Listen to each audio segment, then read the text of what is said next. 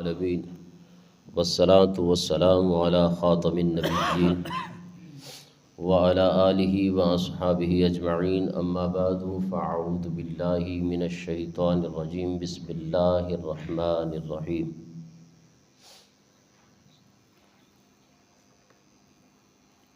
سامعین و ناظرین حضرات، آج نماز کی فضیلت اور اہمیت کے متعلق آپ احباب کے سامنے چند معروضات پیش کرنی ہے۔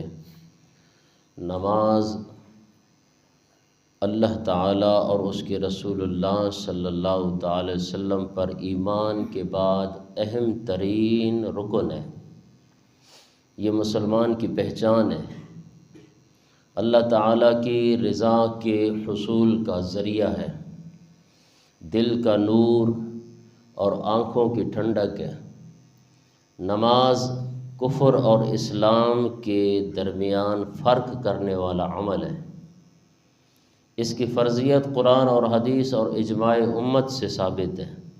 نبی کریم صلی اللہ تعالی علیہ وسلم نے ارشاد فرمایا، ان بین الرجل و بین الشرک والکفر ترک الصلاۃ۔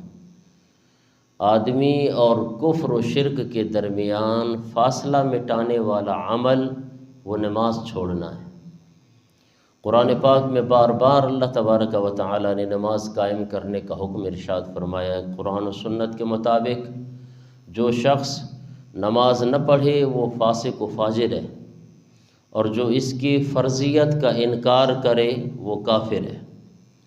اس کی اہمیت کا اندازہ اس بات سے لگایا جا سکتا ہے کہ قرآن حکیم میں اس کا ذکر، نماز کا ذکر 92 مرتبہ اور 92 مقامات پر آیا ہے۔ متعدد مقامات پر اس کا ذکر صیغہ امر کے ساتھ ہے۔ سورہ بقرہ میں جس طرح کہ اللہ تبارک و تعالی نے ارشاد فرمایا، وَأَقِیمُوا الصَّلَاةَ وَآتُوا الزَّکَاةَ وَارْکَعُوا مَعَ الرَّاکِعِینَ۔ نماز قائم کرو اور زکوٰۃ ادا کرو اور رکوع کرنے والوں کے ساتھ رکوع کرو۔ اس آیہ کریمہ میں نماز کا حکم ہے اور ساتھ باجماعت نماز کی تاکید ہے۔ نماز انبیاء کرام علیہم السلام اور فرشتوں کی سنت ہے۔ اللہ تعالیٰ اپنے نہایت ہی برگزیدہ پیغمبر سیدنا اسماعیل علیہ السلام کے بارے میں فرماتا ہے، وَكَانَ يَأْمُرُ أَهْلَهُ بِالصَّلَاةِ وَالزَّكَاةِ وَكَانَ عِندَ رَبِّهِ مَرْضِيًّا۔ وہ اپنے گھر والوں کو نماز اور زکوٰۃ کا حکم دیتے اور اپنے رب کے ہاں پسندیدہ تھے۔ سامعین محترم، قرآن پاک کے بعد انسانیت کی رہنمائی کا سب سے بڑا ذریعہ نبی رحمت صلی اللہ تعالی وسلم کی احادیث ہے۔ احادیث میں نماز کی بڑی فضیلت اور عظمت بیان ہوئی ہے۔ نمازیوں کے لیے اجر و ثواب کی بشارتیں دی گئی ہیں اور بے نمازیوں کے لیے سخت عذاب کی وعیدیں سنائی گئی ہیں۔ اللہ تبارک و تعالی کے رسول صلی اللہ تعالی علیہ وسلم نے ارشاد فرمایا کہ ان اول ما يحاسب به العبد یوم القیامہ من عمله صلاته فان صلحت فقد افلح وانجح وان فسدت فقد خاب وخسر۔ قیامت کے دن بندے سے سب سے پہلے اس کی نماز کا حساب ہوگا۔ یہ میرے آقا کا فرمان ہے، اور سب سے پہلے نماز کا حساب لیا جائے گا۔ اگر اس کی نمازیں پوری اور صحیح ہوئیں تو وہ کامیاب ہو جائے گا، اور اگر نمازیں پوری نہ ہوئیں تو ناکام اور نامراد ٹھہرے گا۔ یہ حدیث پاک ہے۔ گویا کہ جو نماز قائم کرے گا اور اس کی حفاظت کرے گا اسی کا دین محفوظ ہوگا، اور جو نماز چھوڑ دے گا اور اس کی پابندی نہیں کرے گا اس کا دین خطرے میں پڑ جائے گا۔ لہٰذا جو اپنا دین اور ایمان بچانا چاہتا ہے وہ نماز کی پابندی کرے اور اسے پورے آداب اور خشوع اور خضوع کے ساتھ ادا کرے۔ اور نماز کی اہمیت کا اندازہ اس بات سے بھی لگا سکتے ہیں کہ رسول اللہ صلی اللہ تعالی وسلم نے اپنے وصال کے وقت جن چیزوں کی وصیت کی ان میں سے سب سے زیادہ تاکید آپ صلی اللہ تعالی وسلم نے نماز کے بارے میں کی ہے۔ اور حضرت علی المرتضیٰ رضی اللہ تعالیٰ عنہ کے مطابق جو آخری الفاظ حضور نبی کریم صلی اللہ تعالی وسلم کی زبان مبارک پر آ رہے تھے وہ الفاظ تھے، الصلاۃ الصلاۃ، نماز نماز نماز۔ ہر عاقل اور بالغ مسلمان مرد اور عورت پر نماز فرض ہے۔ بچوں پر اگرچہ نماز فرض نہیں ہے، لیکن نبی کریم صلی اللہ تعالیٰ علیہ وسلم نے حکم ارشاد فرمایا کہ بچوں کو نماز پڑھاؤ، تاکہ جب وہ بالغ ہوں تو وہ نماز کے عادی بن چکے ہوں اور نماز کی ادائیگی کا صحیح طریقہ بھی وہ سیکھ چکے ہوں۔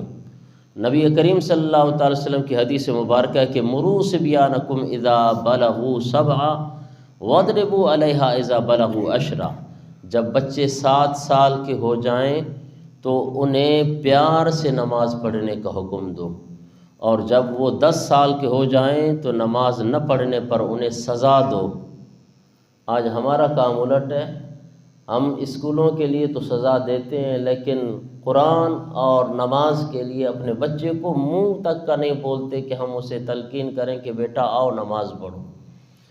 مردوں کے لیے ضروری ہے کہ وہ مسجد میں باجماعت نماز ادا کریں، مسجد میں جماعت کے ساتھ نماز پڑھنے کی فضیلت گھر میں پڑھی جانے والی نمازوں سے بہت زیادہ ہے، جبکہ عورتوں کے لیے پسندیدہ عمل یہ ہے کہ وہ گھر میں نماز پڑھیں۔ رسول اللہ صلی اللہ علیہ وسلم نے ارشاد فرمایا صلاۃ المرأۃ فی بیتها افضل من صلاتها فی حجرتها وصلاتها فی مخضعها افضل من صلاتها فی بیتها، عورت کا کمرے میں نماز پڑھنا گھر کے صحن میں نماز پڑھنے سے بہتر ہے کہ بجائے وہ صحن میں پڑھے، اس کے لیے سب سے زیادہ بہتر ہے کہ وہ کمرے میں پڑھے۔ اور اندرونی کوٹھڑی میں نماز پڑھنا کمرے میں نماز پڑھنے سے بھی بہتر ہے۔ تو عورت جتنا چاہے وہ کلوز ہو کر اندر جو ہے وہ اپنے گھر میں نماز کا اہتمام کرے، یعنی عورتیں جتنی بھی چھپ کر اور باپردہ ہو کر نماز پڑھیں گی ان کے لیے اتنا زیادہ اجر ہے۔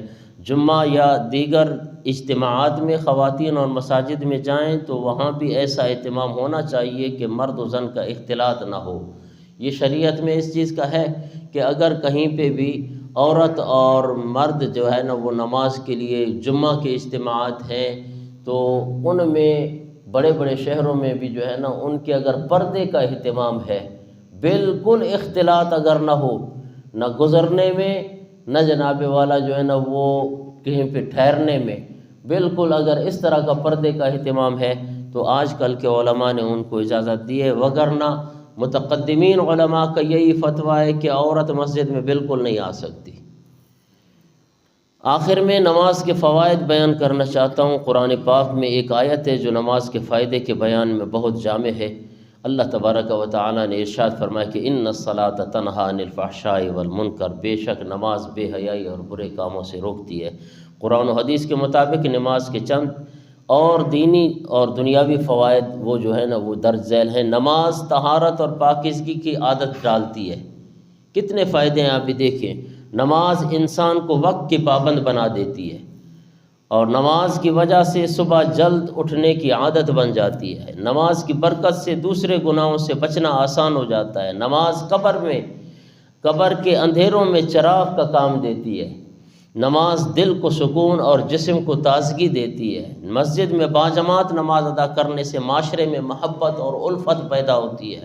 سب سے بڑھ کر یہ کہ نماز سے اللہ تعالیٰ کی رضا حاصل ہوتی ہے۔ نماز کے لیے منکر نکیر کے سوالوں کے جواب آسان ہو جاتے ہیں۔ نماز دوزخ اور نمازی کے درمیان آڑ بن جائے گی۔ نماز بندے کو پل صراط سے پار کرائے گی اور جنت میں پہنچائے گی۔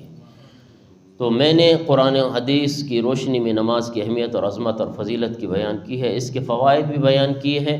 آئیے عہد کریں کہ آج کے بعد ہم نماز کی پابندی کریں گے، اس طریقے پر نماز ادا کریں گے جس طریقے پہ رسول اکرم صلی اللہ علیہ وسلم نے نماز پڑھنے کا حکم ارشاد فرمایا۔